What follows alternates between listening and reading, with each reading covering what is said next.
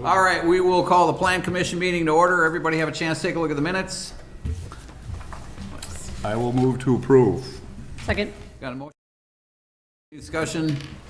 All those in favor? Aye. Opposed? Motion's approved.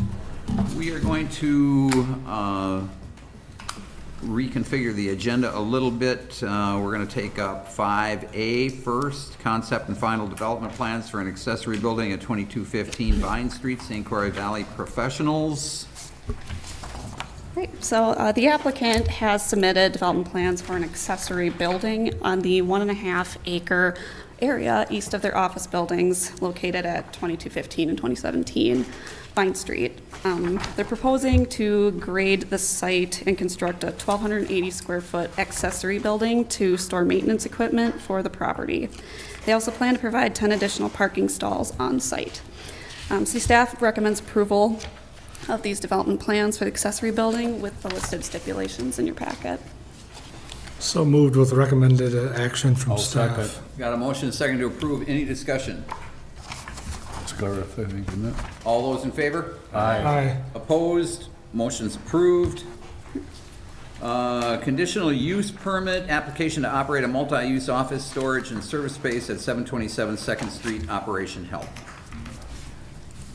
So in continuation of our discussion from the previous Plan Commission meeting, action on this item was postponed by the Plan Commission to obtain further clarification on how land use intensity is measured, as well as how staff defines food distribution.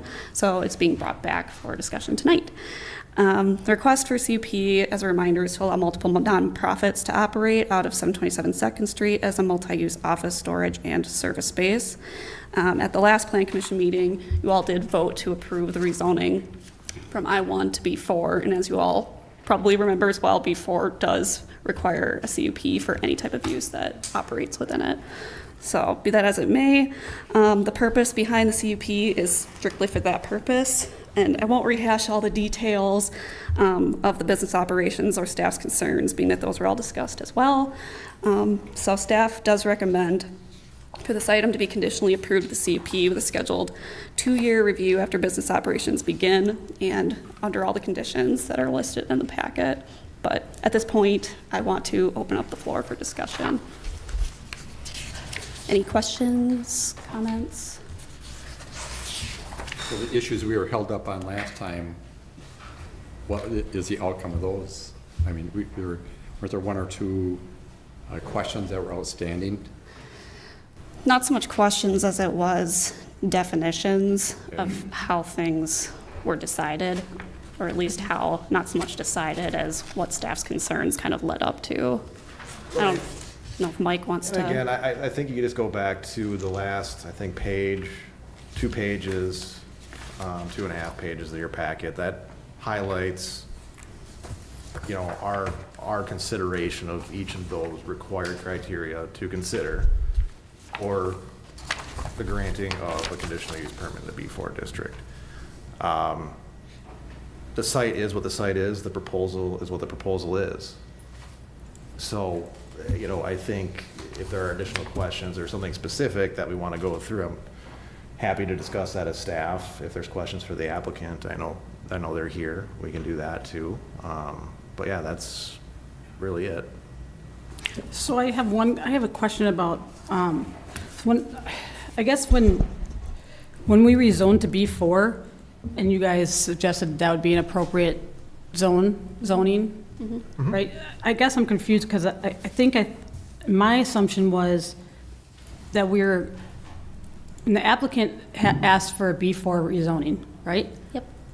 Assuming that would be, that what they want to do would work there, so. But you're saying that you don't think it will work under B4? I mean, that's what I'm reading, so I just need to get it Right, we clarified. suggested that everything but one component would work. Which So is? we are recommending approval of the conditional use permit, sans Lee staff's recommendation. Obviously, you have a policy consideration to make tonight and a recommendation to council. Okay, Staff's recommendation was to omit the food distribution program. and have we defined what that is yet? I mean, Who's we? I mean, well, if staff is saying omit it, what does that mean? Because the only thing that I see that's not permitted is a grocery store, and it's not a grocery store. I can promise you it's not a grocery store, because they're not selling food. Or liquor. Right. B4 zoned as grocery is not permitted, retail shopping, shopping center are also not permitted. Yes, but office buildings are. They're not a retail shopping center. Again, the proposed use bears the greatest resemblance to a grocery store, No, it doesn't. Definitely, if it was to remain in food no, distribution. not even close. Staff's consideration was not specific to the fact that they're food distribution or not. It had to do with intensity of use. You're looking at peak hours, 6 hours of the day, anywhere between 9 and 12 cars per hour. So that's roughly 104 vehicle trips an hour, or 144, if I'm doing my math correctly, over those, an hour over each. Well, 8 times 12 is 96, so Actually, it was 12 cars per hour During with the 6 hours of operation, so maximum 72 cars in and out of the lot. Okay, I think Mike was referring to the hours that were gonna be permissible, 8 AM to 6. so the city's recommendation still is to recommend approval, but minus the food distribution. Right, which Again, I, it's a policy discussion, and I think you all need to No, have. I'm looking for clarity. Thank yeah, I you. understand that, but it's not a grocery store. I mean, let's just go to, Webster's dictionary. The category of a grocery store is primarily engaged in retailing a general line of food products, and the subcategory of supermarkets and other grocery stores. Okay, they're not retailing food products. I It is think the not a grocery reference there store. is more what traffic would be generated rather than the pure definition. But they're not of it. talking about traffic, they're talking about food distribution. Yeah, Because but it generates traffic. Correct. That was, How do you get there? You know, Same with you're gonna- restaurants, you're same gonna with parachute in everything and- downtown generates traffic. They have a parking lot. They have more parking than the restaurants do in town.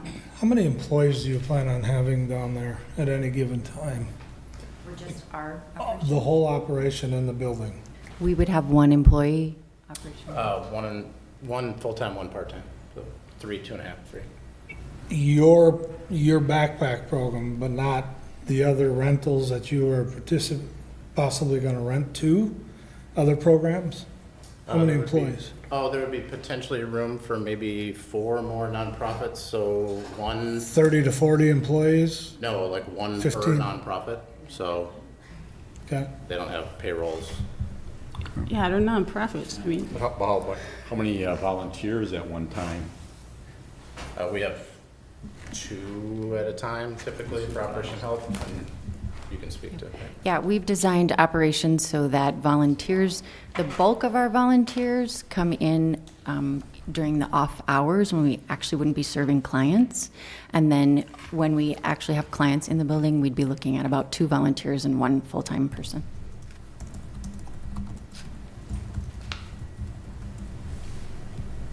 The vast majority of what Operation Health does is online and over the phone.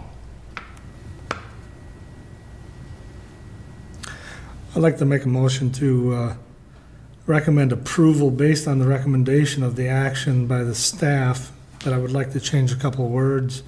Within 1 year, they would have to come before again for a conditional use permit review. And under the food distribution, absolute should be put in there. Absolutely no food distribution.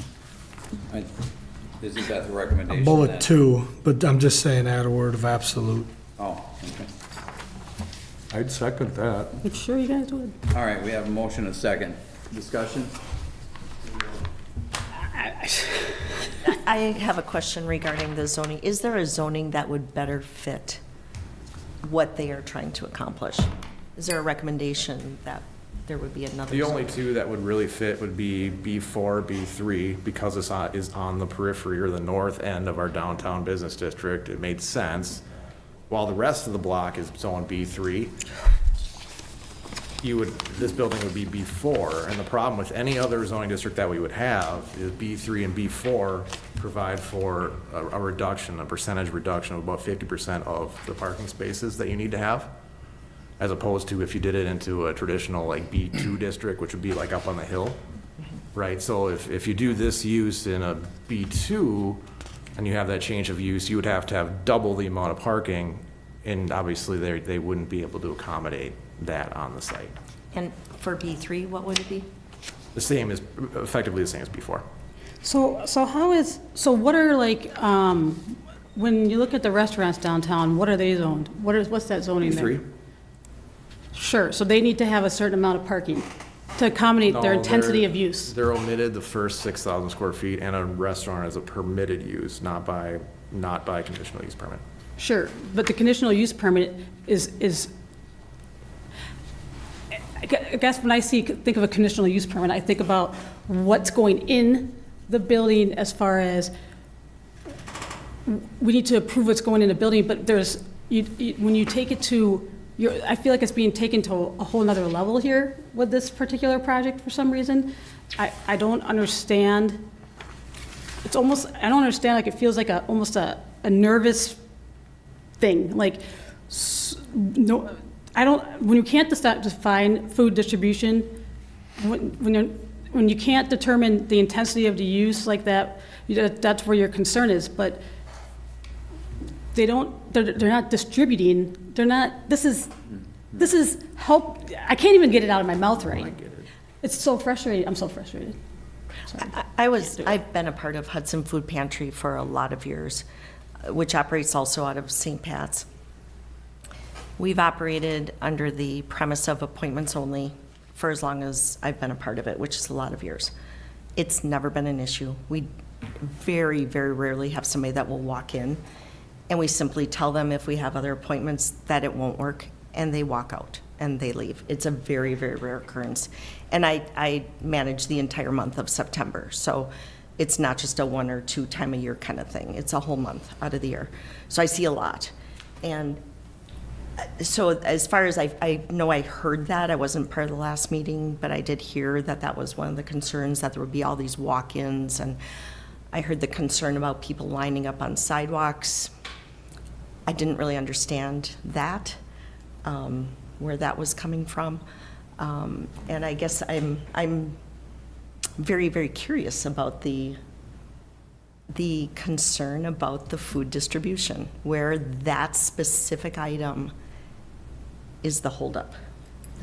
Let me ask another question in a reverse function then of what you just said. If people know that there's free food somewhere, they can get it, and they didn't know about it last week, and they say, hey, I want to go find out. And so let's just say each week, 10 more people find out about this. So they all run down to see what's going on. Do they all get turned away and say, come back later, or Here's what happens. Here's what happens. They find out about it through another program that exists in the community, in the county, in Hudson, wherever it might be. Okay. And when they find out about it, those people that work in those organizations explain to them, we have because everybody shares information. 100% share information. They all know about each other. They all know how each other works. And they say, here's what you have to do. You need to call this number, and they give them a card. Here's the phone number. You call them. You're going to schedule an appointment. They're told that up front.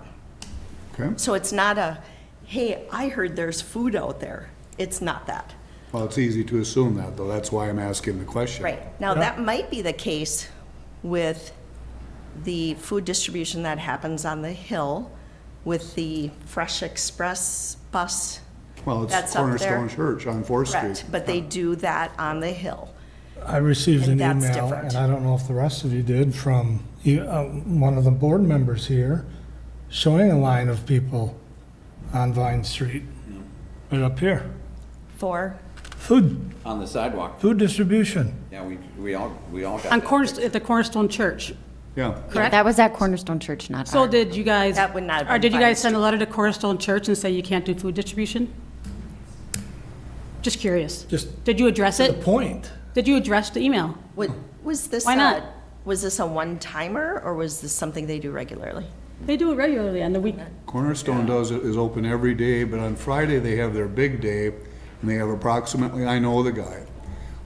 They have about 200 people show up in a 2-hour span, And so when they first open up at 9 o'clock, they're backed all the way around the corner down So what past you're the school. talking about is a very specific Food time-limited giveaway, yeah. food giveaway situation, which is extremely 180 degrees from what they're trying to Well, accomplish. yeah, and let's take a step back here, because you have to look at this application and not other uses in the city or nearby. And just to answer the question and maybe reset the discussion, the reason that we're here on a conditional use permit is because in B4 zoning, the uses are permitted upon the receipt of a conditional use permit. So the city staff hasn't selected this particular use and said, we think you need a conditional use. Your code says uses in this district need a conditional use permit. And then that provision of the code goes on to list a number of considerations that you, as the commission and the council, will need to make, including intensity of the proposed use, traffic and trip generation, existing surrounding uses within 300 feet, consistent with future land use, parking needs, and so on. Those are all enumerated in your code. So I just want to be clear for this commission that city staff didn't pick a bunch of considerations to say, we're picking on one thing or another. We go directly back to your code and say a conditional use permit is required. Here are the areas that we are to consider, and city staff then makes recommendations to you. One of the concerns, or I guess the primary concern when you have the recommendation in front of you, city staff recommends approval of everything except for what it deems to be a concern regarding traffic and intensity of the parking lot. There's no secondary access. You can't access onto First Street. There is topography. There's a slope on Elm Street. There are no sidewalks. It doesn't have anything to do with people lining up. It has to do with how the public infrastructure supports this particular property. And there's concern regarding the intensity of the use and the way vehicles can access, come in, exit, volume. I mean, those are all of the concerns that staff has raised, which is why the distribution piece of it is identified as an issue and identified as something that staff is not recommending. That being said, as Mr. Johnson has said, this is a policy consideration. Staff makes recommendations to the commission. You get to weigh those recommendations. You may determine that they're issues. You may determine that they're not issues of concern. You get to make those decisions and make the recommendation to the council. But the staff structure here in analyzing this conditional use permit application is to look directly at your ordinance, to look directly at those areas that your ordinance calls out as areas for evaluation, and then to make those recommendations, and you have staff's findings. So that's how we got to the point that we're at. And again, you may decide, nope, this site is perfectly suitable for this particular use and traffic in and out of that parking lot.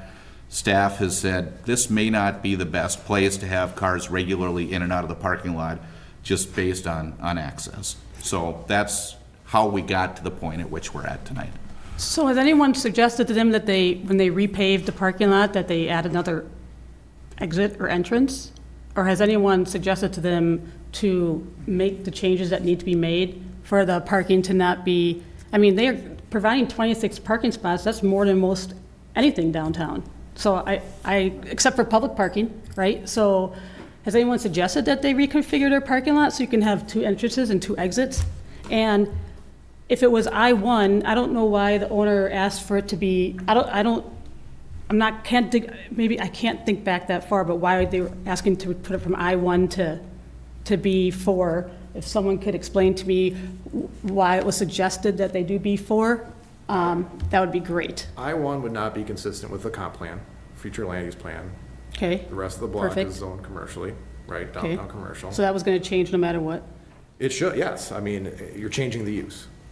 Okay, yeah, that's good, okay. And then you have the I-1 parking requirements with the change of use. Payment in lieu of parking is not an option in an I-1 district. It is in a B3 and a B4. Okay. So they do provide, I mean, they're maybe 1 or 2 short, and they can do a payment in lieu of for each 2 stalls that they're late or short, but that's fine. So has that been I'm not suggested to worried them? about the parking. Has that been suggested to them, though? They could do payment in lieu of parking? Oh, yeah, there, yes, Okay. absolutely. And then on the First Street, if you just look at the topography, with the two-tiered, I think it's two-tier retaining wall, just to be able to ramp it and to be able to get up there, just makes it pretty unfeasible. You know, I don't think it's a real possibility, a realistic On possibility. First Street? On First Street, there's quite a slope. Yeah, I'm looking at the pictures I took. Yep. Wouldn't by today's zoning standards on a 20% slope, it's unbuildable? Well, then you could say it about the apartment they Well, just and approved. and regardless, we have That was to, grandfathered in. No, it wasn't, they just approved it July 6th. regardless, we have slope. to have, there's a variance required for a disturbance of the slope anyways. It's just a matter Right, of. they can- approved can- it. Yeah, but well, on that. But On if you- that. If you, and they have on others. Zoning. But is there enough of a ramp to get you to meet the ability to make that a safe? Why wouldn't they just go in from the back, from the back there? I'm confused at the ramp thing. I'm not seeing what you're talking about, is my Because he's question. gonna build a retaining wall to level the parking. Oh, sure, okay. So you're referencing Horribly that. steep. Unless they took it all the way down and did something that would, Well, and there's not a proposal that they put an access on to First Street. Maybe Mr. Hines can speak to that. But at the same time, if you put a drive in there, then you're gonna take away parking as well. So, I mean, it's certainly something that the applicant can propose if they'd like, but that's not in front of the council. But they or said in that front of the parking's commission. not a problem. You just said parking's not a problem. Well, they will lose parking spaces, which means they'll need to pay for parking per spaces. code, their parking, you know, what they have for parking is too short, Brian? Yeah, Brian Hines with Studio EA. Right now, our parking calculation is too short of what's required, and so then we would have to follow the pavement in lieu of parking requirements. In terms of a second drive access, the contours that Mike is talking about is what makes that difficult, if not impossible. We haven't gotten to doing civil engineering for the site as of yet. That will obviously come in our site development application process. But right now, I would say that we're restricted to one access point. Okay. Thank you. And it's just a fact that the applicant has to deal with this site, right? I mean, it's neither good nor bad. It is part of the consideration that you get to make when you think about the proposed intensity of the use, Yep. having only one access point available. It is what it is. And either that one drive can handle the intensity, or it can't. And that's a determination you get to make. Are we able in this format to make any prepared remarks, just, I mean, before you get to a vote? You know, we're gonna have questions for you. I don't know about prepared remarks. I like to let people talk, and I know that there is confusion here and has been from day one. Right. So I've got some questions as well. First of all, Susie, you mentioned the pantry. Are there two different things going on at St. Pat's? There are. Okay, There so, are, and yeah. one of them is the operation that's moving downtown. And that gets very congested. And it's my understanding that St. Pat's has said that they obviously, you know, given the Christian nature of what they do, they don't want to say this out loud, I guess, and they want to be as accommodating as possible, but they're pretty tired of the congestion over there. And they would like to see this moved. So, but I think I've that had a number of conversations with people that are affiliated with the organization, right? I mean, I know that we all have. And I'm not getting a consistent message coming from anybody. I went through the building, and let me just preface this all by saying, I really want to support this. I really do. But I'm not getting a consistent message. So after our last meeting, I was confronted outside by people saying that there will be no food distribution at the building. The food distribution is going to stay at St. Pat's. This is coming from people in your organization. All right, we know that's not accurate, don't we? Yes, I think the confusion comes with one of our programs is called the drive-through distribution. Right. So I think, distribution. yeah, in you're referencing it just as handing out food, but for us, we, you know, identify it as a program. So the drive-through distribution that does happen, which is a large program, is not going to happen at the new building. And distribution in general, the congestion happens because we only have 4 hours of operation to fit the customers in, versus at the new building, we've designed it with 30 hours.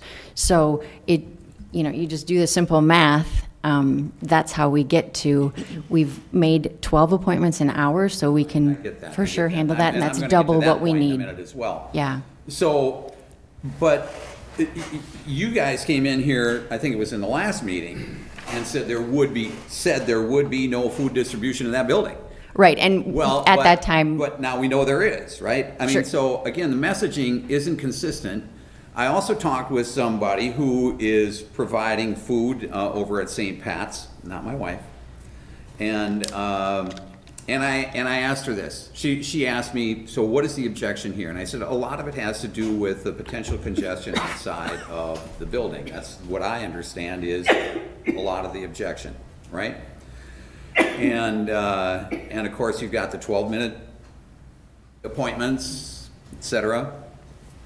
So I asked the woman, I said, look, if a mother comes in here 2 minutes late and says, my car broke down, I've got 2-3 kids sitting outside in an Uber right now, you're telling me I'm gonna have to make an appointment and I'm gonna have to reschedule an Uber ride down here?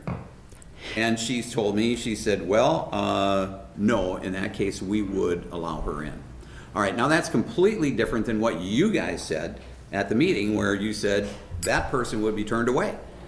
So again, the messaging isn't consistent. My concern is this: I don't want to give somebody a conditional use permit and then realize that, first of all, there's a monitoring issue. Who's going to monitor this? So we have a review coming in a year if that passes.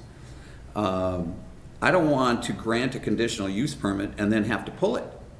After the organizations have gone down this path, the building's bought, it's been retrofitted, outfitted for whatever is needed, people are used to going in there now for their needs, and then all of a sudden, we have to pull the conditional use permit because the conditions weren't adhered to. That's a bad position for all of us to be in. And I'm very nervous about that. I'm exceptionally nervous about that. And like I say, I think the services, I think it makes a lot of sense, first of all, to centralize all of this stuff. We've been talking about this for years. I've been part of organizations where this has been a conversation for a long time. I think it makes a lot of sense. All right? But again, I'm not clear on the messaging. I don't know how it's going to be monitored. And I'm really afraid of what's going to happen if we come back a year from now and just say, if this is granted, we're going to have to pull a conditional use permit, or at least have that discussion. That's not a good discussion to have. And I don't know who's going to be willing to do that, frankly, but it would need to be done if the conditions aren't adhered to. So that's kind of where I'm at right now. If I may, just back to your initial question right out of the gate, Rich. In mid-February, we created an FAQ document that hasn't changed since mid-February, that has been consistent. There's been no change in the messaging. Last time we were here, we did not say there wasn't food distribution that was going to be happening. What everyone needs to understand, just to make it black and white, is when we started talking with city staff and their intensity of use concerns came up, we went to the backpack program. We said, how could you change the way you deliver your services to meet the intensity of use requirements of this type of a district, this rezoning, this space, okay? Currently, they can't offer appointment-based. They can't do that. They have to do it all at one time, which is why it's lined up, cars in line, et cetera. So they came up with a different way to deliver the services to spread that out to meet the intensity of use concern requirements by the city. So if you talk to people out in the lawn or out in town and they use distribution, et cetera, the distribution, the way it happens today, is being done differently in this space. So it's not that distribution isn't occurring.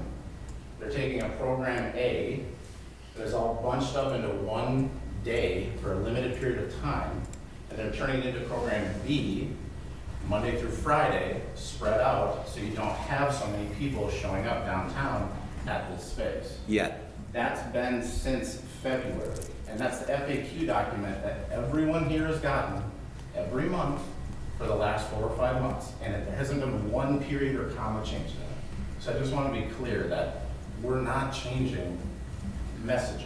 Well, the messaging getting to us as we're talking to the people that are talking on behalf of the different organizations is not consistent. So what you're saying here, perhaps, maybe, except for at the last meeting, you said there was going to be no distribution, and then said, well, I guess there will be. We have it in print, and it hasn't changed. So, but we're all being talked to by people that don't have a consistent message. They're not talking from your playbook. And I get that, but they've also been instructed to lobby us. They're well-intentioned volunteers. I understand that, but they've been instructed to lobby us, and they're not even all on the same page as you. Now, what happens is, maybe as Fred pointed out, what happens if we have a recession that a lot of people are saying is coming, and all of a sudden you have more people that are going to be participating in the program, and now you have more pressure. What are we doing for that type? Happens if your numbers double. I mean, you're basing it on what you're saying today, but what happens if, people become aware of it, they see it's there, and they all want to say, hey, I want to go there. Well, our program has been in existence for almost 16 years. We have 3 years of data to tell us, and I'm pretty sure we all know what math and statistics look like. They don't lie. Our programs are not growing. They have not grown for the past year. We have double the capacity that we need with those 12 appointments an hour. That's double what we are currently seeing. I don't think our numbers are going to double. I can speak to Hudson Food Pantry, and during the pandemic, the numbers stayed consistent as well. And I would agree with what you just said about those numbers as well. And Fred, to your point about the people don't know about it, the people that need it do know about it. Okay. They're all aware. The people that need these services are well aware of the services. Well, It's not a rush. My It's point not a still rush stands, though, that, situation. there's potential growth there. At some point in time, you're gonna have people asking for the services, okay? And what Chris said is currently. And currently, it's a closed shop. In other words, you can't, no more people get to join this club because we can only do so many per hour. No, she just said right now, there is room to double the current client load that they have based on the appointment schedule. Okay. So they're using half of the available space. Well, what happens when you get up to capacity, then it's still more people wanna come in? What do you do then? You fill your capacity like any business would. That could take years, if at all. And as much as I would like to say that there's a one easy stop solution to I helping understand people that. with food, But I'm trying to there's address actually the volume part of it. different needs, and you have to accommodate different needs. So this would be one way that people would access services, but not necessarily. I imagine other resources would continue to pop up around the area for, if that need was there. The messaging has also been consistent on what we do if someone comes in without an appointment. As you said, Susie, it's standard practice for appointment-based services that when someone comes in without an appointment, if you have room in the day, later you offer that. You can offer them an emergency bag to take with them right away. We have a delivery service, so we could make an arrangement to make a delivery later in the day, or if they want to come back later in the week, that's an option as well. Go there. And that is exactly how the food pantry handles it as well. All of those same things. Anybody else? Everybody feel that they're knowledgeable enough about the issues here? I understand it better, Okay. that's all. And I thank you for that. All right. So what Everybody was got Ran- it? What was Randy's motion? Could he, I know one was to have a 1-year review, and the second one was adding a word to one of the bullets. Can you read the bullet that you want changed? Yeah, that the Hudson Backpack Food Programs not provide no absolute food distribution services on the property or within the building. It's not necessary if you like it as it is.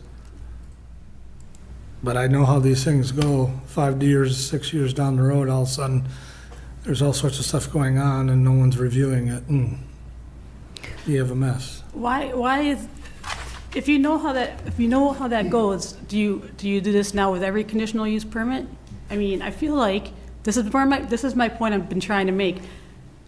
There's been conditional use permits for dog kennels. There's been conditional use permits for, canine playtime has the conditional use permit. They come back every year, right? And you look at their stuff, and if they're following, they continue on. If not, their whole operation goes to pot, right? So why is this being treated any differently? It's not. It is. It absolutely is. There is not one thing, everything she said just answered your questions and concerns completely. And I guarantee none of you guys are even considering a different thought. It's my understanding that a conditional use permit cannot be denied based on speculation. It has to be considered with measurable numbers for the intensity of use, which we have asked for repeatedly. The legal standard is substantial evidence. Substantial evidence. And so she's right that in most cases, conditional use permits get granted because there are conditions that you can place on the use to protect the health, safety, and welfare of the surrounding area and to meet the requirements of your code. The question before the Plan Commission is whether the site conditions, namely the access and the proposed intensity, are too much for the site such that you can't put conditions on the request to make it compatible and to address those intensity type uses. Now, certainly you can impose conditions that say no walk-ins. You can impose conditions that say no food delivery, distribution. You can impose conditions that say you can only operate between X and Y. And at the end of the day, it's staff's recommendation that this site just is not compatible for food distribution. But you have to decide based on what you have in front of you, whether or not it's possible to place conditions that could make this use compatible with your ordinance, or whether, as the motion stands, food distribution should be out in total. So that's really the standard that you're. Or if you feel like the proposal in front of you is compatible. Right. So with the 9 to 12 people per hour, so we're talking about 9 to 12 vehicles in an hour period, not all at the beginning of the hour, not all at the end of the hour, but dispersed throughout an hour. Is the concern? Yes. Is that correct? Am I understanding the concern here? Right, so that was kind of the point I made earlier was, okay, if that's the 6 hours are the peak operating hours, and each of those hours you have either 9 or 12 cars, right? Maximum? Yep. You double that, so because it's a vehicle trip, one way in, one way out, so you're looking at 104 or 144 trips Okay. during that peak operating hour. And it's not always gonna be like that. I mean, that just, And if we break it down to just 1 hour, because that's really what we're looking at, is 1 Right. hour. 18 to Sure, 24. 18 times in and out of this, probably wide enough for 2 vehicles, I presume? Yes. The entry? On So- Elm Street, which has probably very, very limited traffic on a normal day, I would imagine. A bit traffic. And the Wisconsin DOT numbers in August of 2022 were a little bit more than 11,000 cars traveling down Main Street daily in August of last year. So we're looking at a 0.1%. Down Second Street, that was? Really? How many? On the Wisconsin DOT website, How many cars did you say? 11,400 Oh. daily. That's lower than I would have imagined. Mind you, it was under construction last year. One thing I noticed today as I drove by the property and I walked by it actually, is your visibility, if you're coming eastbound on Elm, getting onto Second Street, you cannot see down Second Street to the south at all. So if you're turning right onto Second Street, that's not a problem. If you're turning left onto Second Street heading north, your visibility's next to none. Which is probably the case with a number of streets, for Well, example. the same with yeah. Locust. But And Vine. Vine, you have traffic lights, Walnut, You you have do, traffic but you, lights. if you are coming up that hill and you want to turn left, the library. you have to know what you're doing There's there. a lot of use on Vine. Yeah, That intensity is big. yeah. And those traffic statistics on the website have actually gone down over the last 6 years. Is there a time limit for people that are in the building? No. That are coming in? Appointments, so we've worked with the Foundation for Essential Needs, which is a nonprofit in Minnesota that works with food shelves. They've assisted over 350 food shelves in Minnesota and western Wisconsin, and they develop operational plans for those food shelves. So we've been working with them, and they tell us that a general appointment length is 20 minutes. Okay. So And, that's where the numbers came from, Mm-hmm. 3 sessions an hour. okay. You gonna change anything, Randy? No, I don't want to either. All right, everybody good? Everybody understand the motion? All those in favor of the motion, say aye. Aye. Opposed? No. No. No. Motion is defeated. I'd like to make a motion to approve the conditional use permit and allow the food distribution as under one roof project is stating they will do it and work with city staff to assure that it'll be a smooth way of, my motion sucks. Can you put the, if you could, Cannot even think. if you could we just say with the other, all the other staff conditions other than number 2? So that is, Number 2 is a DNR. number 2 is the back, this is the food, that was the, without the food distribution. Everything else is our. Oh, effectively our because standard. if I say without number 2, then that allows the food distribution? Correct. Okay. Yeah, so then I'll make a motion to approve the conditional use permit with staff recommendations except for number 2. I'd second that if you will allow to remove the review up from 2 years to 1 year. I'd put it to 6 months if we need it that way. Well, So we'll do 1 year though, So because they don't here- want 6 months. Well, here's the problem. No, When we I'm not trying to- review, when I'm we just saying, when we like- review these Yeah. CUPs in the Riverway especially, the mailings and the DNR Right. notice that we have to give, it takes a couple No, months. I was just being sarcastic, Right. No, like, you're good. I mean, they can review it, yeah, And you up can, 1 year. the plan commission can call it at any time. So whether it's a year or 2 years, if there's an issue, we can have a meeting, you bring it up, you want to have it reconsidered, we can do that at any time, then we start the process. Oh, can I ahead. amend my motion a little? With a conditional use, the conditional use will be reviewed every year for the first 5 years, and it can be considered to become every 2 years. I just want to make one comment to reiterate what Rich said is, we're very scared that if we had to come back and do something, pull conditional use permit due to some activity, it wasn't being adhered to. Nobody here wants that. Everybody here is for you. Please, I hope you understand that.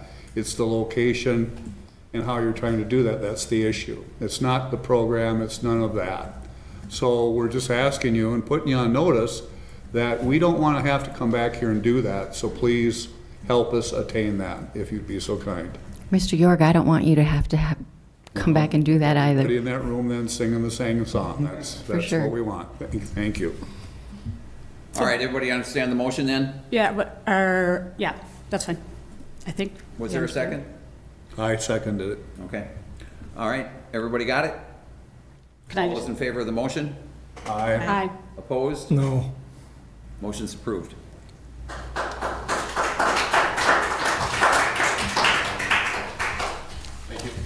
Thank you. All right, we are on City of Hudson zoning code update project. Yeah, oh, great. Do we have all the right technology today? My throat is my heart is in my throat, so we'll see what happens here. A little bit. I'll probably leave at 7:15, because I have to be there 15 minutes before 8. Yeah. I'm going to United, I don't know. how long it's gonna That's take. what I said, you know, we have the right to this. fix it if we I have. mean, I can stay, I can stay. Just leave whenever you have to. We're not gonna vote. And I mean, Okay. that would, Okay. you know, I don't wanna say, I told you so, but it could happen. Always reset the review. And I'm not That against motion either. include the 5 years and then goes to 2 years? That's what it was, right? Yeah. Yeah, that's what I was gonna ask before you make sure.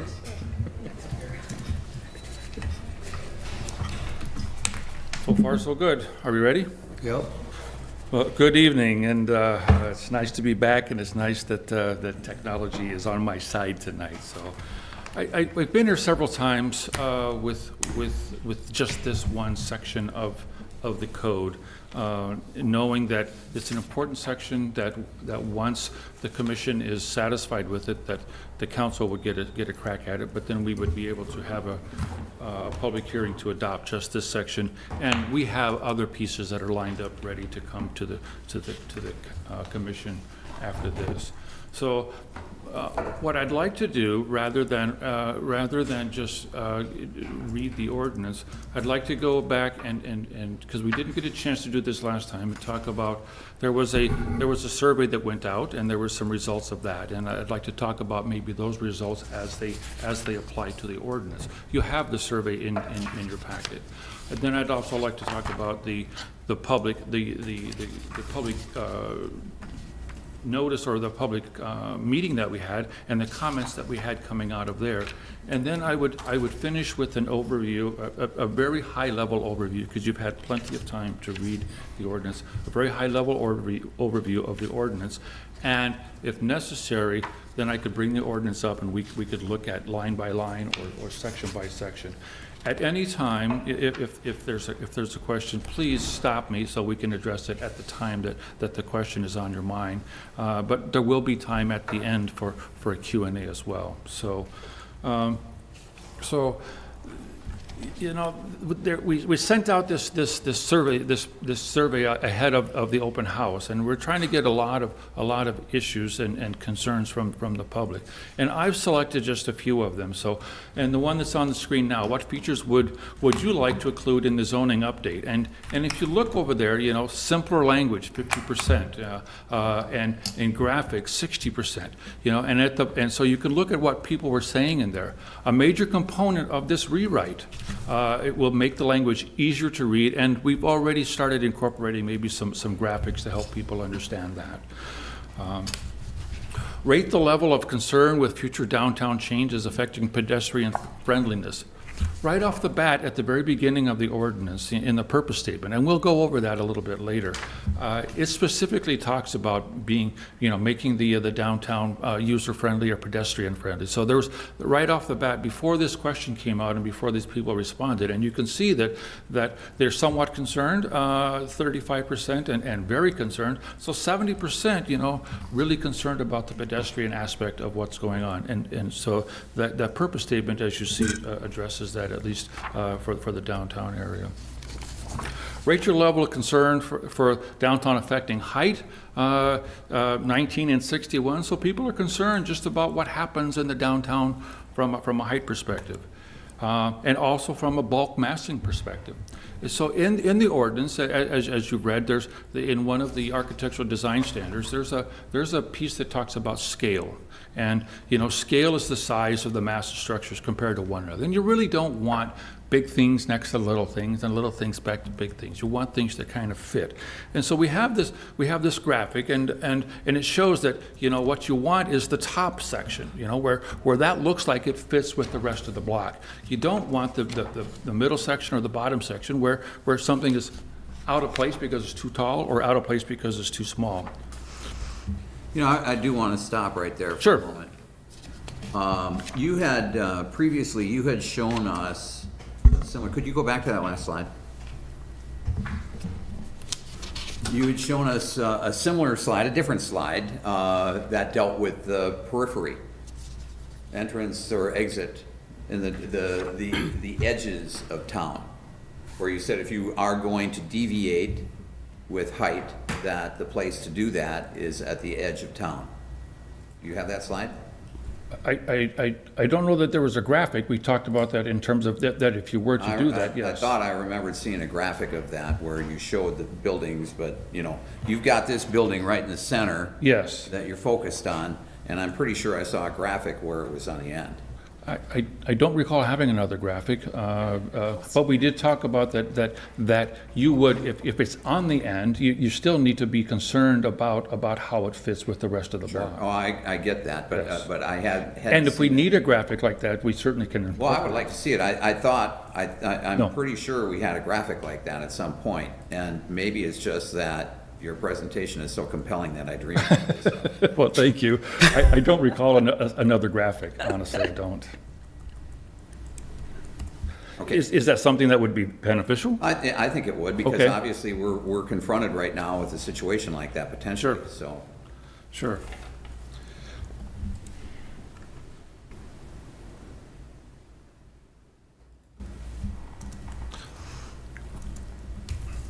So following the survey, then there was an open house. There was 2 days, on May 3rd and May 4th. And May 3rd was an evening session. That was fairly well attended. You know, there's 23 people that signed in. Except for Mike, myself, and Josh and the press, there was no one at the morning session. So, again, can I stop? I was at the first meeting. Yes. And your responses are, to the questionnaire that you had, totaled like 42, or, right? 30, well, this says 32 people, 23 people signed in. There may have been more that were there, but 23 Yeah. signed in. Did the questionnaire go out to anybody else other than? Oh, the people? questionnaire went out to more than what was there. And where, how widespread was that questionnaire? It went to the downtown area and maybe just, you know, at the periphery of that. So businesses, residences, That's where we're targeting, the downtown people, yes. and like, how many do you think went out? 60, 70 maybe at the most, you know, somewhere in there maybe. I think it was more like 200. 200? Yeah. Okay. All right, I'm just trying to put it into perspective here. Okay. Thank you. During that session, you know, there was quite a bit of discussion, and it really, we categorized it into 3 major topics of concern or questions that came about. There was a lot of concern or questions about, you know, does this new ordinance make it easier for the applicant to get a permit in the downtown district? There was a fair amount of questions just about NR 118 and, you know, what's wrong with that and why are we changing NR 118? And there was a fair amount of discussion about the difference between a minor and a major. So does this amendment make it easier for the applicant to get a permit in the downtown overlay district? I would say probably not. The proposed amendment requires substantial information from the applicant and requires the applicant to provide tangible proof that their proposal, and we're going to tie this back to the purpose statement at the beginning, that it fits the downtown, the context of your downtown area, that their proposal has minimal to zero impact to the neighbors and to the downtown in general. It strengthens pedestrian connections, which was another concern, and it improves the economic viability of the downtown. Those are some of the major talking points of the purpose statement, the new purpose statement in the downtown overlay district. There was a question, what is wrong with NR 118 that we're having? There's nothing wrong with NR 118. We're not looking to, this is not proposing to change anything in terms of NR 118. What it is that the DNR is saying your current code talks about NR 118 in 2 paragraphs, and they're saying it needs to be fleshed out so that the standards of NR 118 are shown. So we drafted a code or an amendment to that is a separate section to NR 118. Right out of the statutes. It doesn't change anything. It just provides the applicant or people that are reading this the ability to read it through the city's code rather than cross-referencing to the state code. Is that necessary? Because hasn't the DNR told, like, say, the city of Hudson, for example, if we were gonna make an exception to NR 118, we do it here, and we can do it here? And they have to ultimately approve it, but that we can make alterations to that. So in other words, there's flexibility in it. It's just do what you want to do and then show us what you're doing. Am I incorrect in saying it that way? You're not incorrect in saying it that way, but what the state is saying is that, and actually what the state, I had a conversation with the state, is that they've been asking for a separate ordinance, and that if you're going to amend this ordinance, they're saying we need it fleshed out. Whether you're going to include it in this ordinance or include it as a separate ordinance, the state is saying, we need that. Part of the issue here, though, is that NR 118 governs and controls and provides more regulation in your Riverway district. People oftentimes will just look at the code and they won't understand that NR 118 lays on top of your code. And part of this process is to codify those NR 118 requirements, so you're bringing them into the code, so if you have somebody that wants to develop a piece of property, they can look at your code and it's all there. They don't have to jump from your code to NR 118 to figure out what's applicable to their potential development. So in other words, we should incorporate that into ours. Yeah, and- 118. Right And now, it's adopted by reference. Yeah, you've adopted it whole cloth, so you've just said, Well, we've then- adopted NR Then 118. you've answered that part then. Or you have. Thank you, that's exactly right. It is an overlay, and so both of those situations apply, or both. Well, no, I wanted clarity on that, thanks. And one of the things, NR 118 is so arcane. Is there a way, can you provide a history of 118 in your next presentation to us? A history in terms of when it started, amendments, and where we're at. Where it came from, why, and who it affects along the river? Because it's not everybody on the St. Croix. Correct. And it stops midway through Prescott, I believe. Well, that's where the It does go at Mississippi least to Prescott, it may go halfway, I'm not sure exactly the boundary in Prescott. But anyway, it does go I up think, there. I think that would be very beneficial for a lot of people, myself included, on the history of 118. Yeah, I agree. I'd like to know where it starts and all that too. Yeah, exactly, where it 'Cause starts, where it if it's ends. just here to Prescott, I mean, wow. It goes down to My guess is Osceola it too, is. I mean, it goes quite a ways, Osceola is also as far down there, so. Does it? So, and so then, the number of river towns that it would affect, that type of thing, that type That it of. regulates. I think it'd be great. And it's consistent from that town to the, is there a breakup anywhere? Is it Well, the consistent from, let's say, line- Osceola down to Prescott, Some quote of the unquote? requirements, there's some very complicated language, the boundaries as they existed but at a certain year. So if we annex in the Riverway, like we did on the south side of town, that stays in the, the old, not the river, small town, is it Small town. small town district, we're River City or Rivertown. Rivertown, sorry. So there's like these different, it's like choose your own ending, but it's just horrific to try to work through, and it's been a challenge for us administratively on a variety of issues. That's why we bring in, SEH and, Yeah. Well, then resources. the topography is so different too. I mean, you get up north and it's sheer wall cliffs. Yep. Then down Right. here it's sand deltas. Yep, and you'll see the line, the way the bluff line meanders, obviously ours runs Right. down Second Street. that's why I It was- it runs somewhere else in Osceola, it runs somewhere else in Prescott. So, and Mike's exactly right in terms of that ordinance. I mean, so the lines are drawn, and regardless of what happens with growth, annexation, and other things, those lines remain. And so, yeah, I think that, from Richard's standpoint, we could pull together a history of that, show you where it is up and down the river, and where Hudson is within sight of that district or that boundary.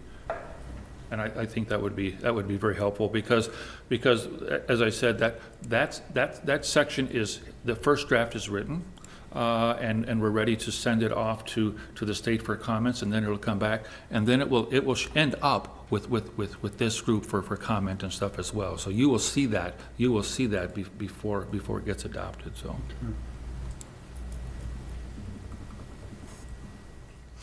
There was quite a bit of discussion, a minor versus a major in terms of what it takes. And originally, before we had the open house, both of those were going to require a permit, and not administrative review. After discussing that with, from that open house and then with staff, things like replacement of doors and windows and awnings and repainting, those are things that can be dealt with administratively. So we did change so that the minor could be administered administratively, and that everything above that by default was going to be a major. So there's some definition of what's a minor, and then anything beyond that is going to be a major, and that's where you get into all the standards that have to be held to. Would an example of that be, for example, last month with all the sign approvals that had to happen? Excuse me? With all the sign approvals that happened last month, would that item you just spoke about, a minor Yes. thing, be the signs? That would be we have considered to a go through all? minor, so we would just approve that administratively instead of having to. Criteria, Yeah. you can approve it. Right. And there was That's such quite a a bit of relief. discussion at the open house about, why do I need to go and get a permit if I'm just going to paint the outside of my building or just change out windows? And so it's a narrow window of what is considered a minor, and if it's beyond that, then staff will decide that's a major, and you'll have to go through the other process. What scares me about a statement like that is, are you familiar with Minnesota government? How they do it? No? Permit for everything, all those issues that you said, you gotta apply and get a permit for it from the city of St. Paul. And if that's something we do that. not want that. Okay, great. I was going to say, if that's something that the city wants, we could. No, we could- no, okay, no, great, no. Great. Yeah, and that's the message that we heard, and that's the message that we heard from staff as well. Thank you. So I just want to spend a little bit of time on the new purpose statement, because that's kind of the backbone of what the new downtown overlay district is kind of built on. I've highlighted, the pieces that I think are important, so I'm not going to read the whole thing to you, but the new purpose statement is blend the physical and functional aspects of multiple uses. That's important, the multiple uses aspect of it, into spaces with strong pedestrian connections, that preserve and restore unique and historic buildings, minimize adverse impacts on adjacent properties, and improve the overall economic viability. That's kind of the measuring stick that when an applicant comes in and needs to go through this review process, they're going to be having to speak to those issues. So one of the things in talking with staff is I'd like to give you just a very high-level overview of maybe things that have changed, things that have been thrown out or proposed to be admitted, and things that are new. And so just a couple of sections, in the downtown the overlay district, the covered activities, we defined it was rewritten, but there's no substantial changes, and rewritten so that, again, getting back to making it easier to read and understand. We defined the minor alterations and clarified those permitted activities. We defined the major alterations with new language and an outline of defining the submittal requirements. And that's going to be those architectural design standards that we'll talk about in just a minute here. We came up with some design review standards, and these are most of the language that deals with the submittals was stricken, because a lot of it was a laundry list, and we can review that if you need. But there was a lot of things in there that just didn't make sense. So it's broken down into I'm the applicant, I'm coming in, and it needs a review. The things that are going to be important, at least from the ordinance standpoint, is context. How is my proposal going to fit with your neighbors and with the general theme of the downtown? And realize we're talking about just the downtown overlay area. The scale of it does it fit where it belongs? Is it the appropriate scale? And then there's some things in terms of what will be submitted. Unity and theme. I mean, it needs to look like it belongs with everything else from a unity standpoint. Color and building materials need to be of similar. So you don't want things that are going to be sticking out like a sore thumb. There were some standards in there in terms of things that would be approved or wanted. There's also some materials in there to say, we don't want those downtown. And then there's others that are kind of in the middle where they would come and the commission could weigh in on some of those. For example, one of them is metal roofs. I think early on when metal roofs came out, there was they weren't very architecturally pleasing. They've come a long way. that may or may not be something that the commission would approve. But if the applicant were to come in and say, you know, I'd like to do this and put this metal roof, they would have to prove to you guys that it fits everything else with your downtown. I agree with your statement on that, because they've even come out with steel shingles per Yeah. se. Yes. That you can make some really Yes. attractive looking places. And, you know, Europe does not use asphalt, or the rest of the world does not use asphalt, I'll say it that way, and we are a foolish country for doing every 20 year or 25 years redoing our roofs, where in Sweden it's every 100 years because they use slate and tile Yeah. and steel. So to that point, you know, this isn't saying only shingles, but this is saying, you know, because metal roofs have kind of a stigma, and the downtown is historic and there's a certain character, you want to make sure that it's going to fit. Certain metal roofs have, the And big you would sheet, you would the big you would sheet get metal roofs, those would yeah. come to you for review, and so you guys would get to weigh in on that. The building widths and facades, making sure that, you know, that again, that you don't they don't come in with something that is just way out of scale in terms of length and height and depth of everything else downtown. And also with that goes the rhythm of the building in terms of, you know, the window openings and door openings, and as much as possible, you want them to follow that rhythm and to be compatible, and then as much as possible to reuse, you know, any kind of existing openings that they can, so you can keep things as close as to what it is downtown. Metering and mechanicals, they need to be screened, and they need to be put in places where they're not as visible, you know, from the street side of it, and maybe to the side or to the back, and so there's some language about that. And then parking is always an issue, and so there's some language about parking.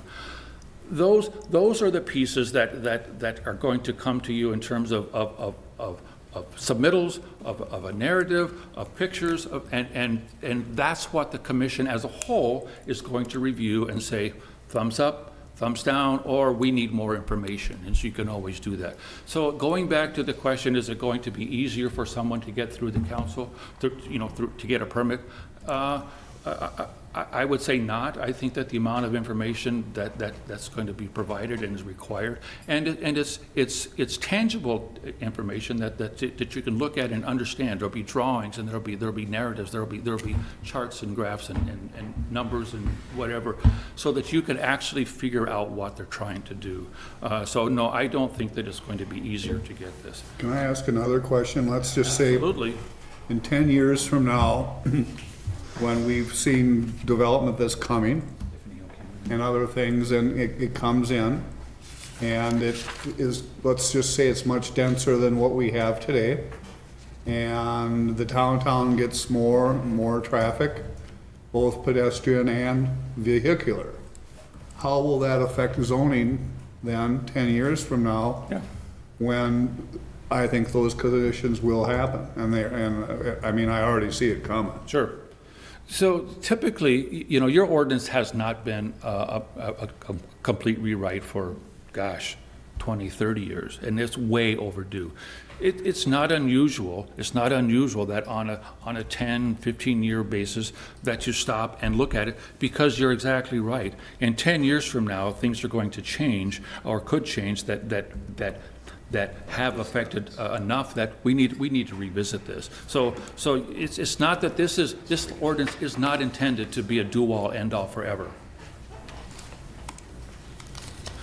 And then, you know, the last thing about this slide is, you know, it's the applicant's responsibility to tie those architectural review standards that are listed up there back to the purpose statement, you know, and prove to you that the pedestrians, that the context, you know, that the economic pieces all fit, so that it's a win-win for the applicant and also for the city. You know, and I talked about this, I don't need to review this, but they need to tell you, you know, how it's going, those physical aspects are going to tie back to that purpose statement. There was a couple other changes, you know, they clarified the outdoor seating, it requires a certificate of compliance, we added some submittal requirements. Signage, we talked about that a little bit last time. We changed it so it requires a certificate of compliance and a permit. New standards we've included in there just for lighting, especially for down here, that's some new language. And administration, we added some standards regarding the approval process and the fees that were there. Now, that's not everything that was added or taken out, but a lot of the stuff was reworded, and some was moved from a section to the end of the section. But I would say that the big chunk that was taken out was the standards and replaced with those architectural review standards.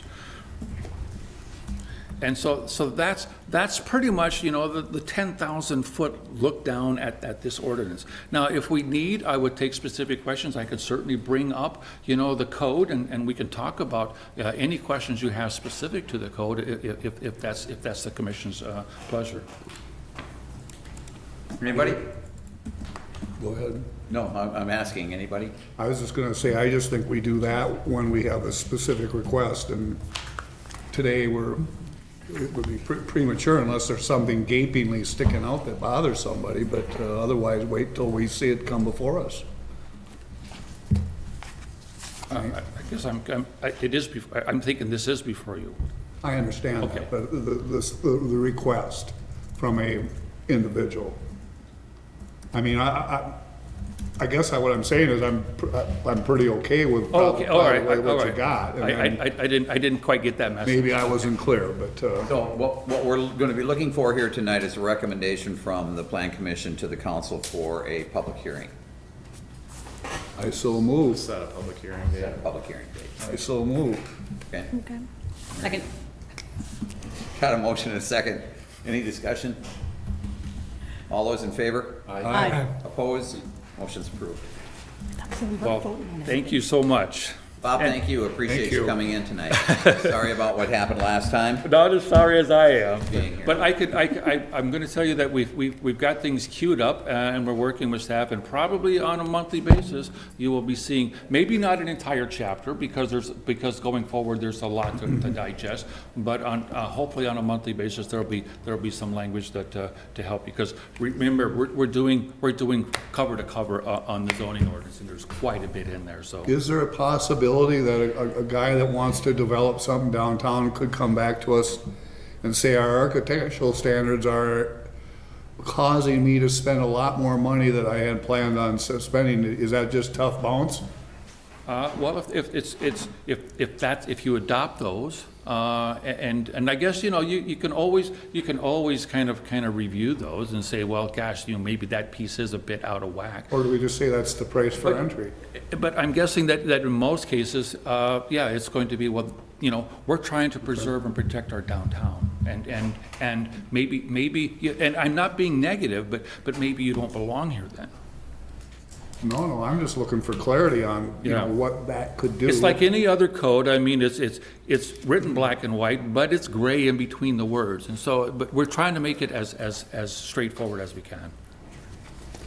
If it helps to ease the fear too, I mean, if we get this approved through council on August 21st for the public hearing, this is pretty much constitute like a preliminary trial of this downtown overlay update until we come back on the second round to do the overall Yeah. all-encompassing Thank approval. you, Tiffany. That's exactly right. So there'll be two public hearings with this zoning rewrite. One for the section that we just had for an amendment, you know, to amend that. And that is kind of a trial run, because it's going to take us, you know, close to a year to get through the rest of it. So you will have some traction and some experience on your belt. So when it comes time for the amendment of the entire ordinance, let's go back and revisit this, Bob. You know, this wasn't quite working, or this wasn't clear, or we've had some questions about this. Perfect. So yeah, thank you, Tiffany. It is kind of a trial run as well. Okay. Thanks again, Bob. I appreciate it. I move to adjourn.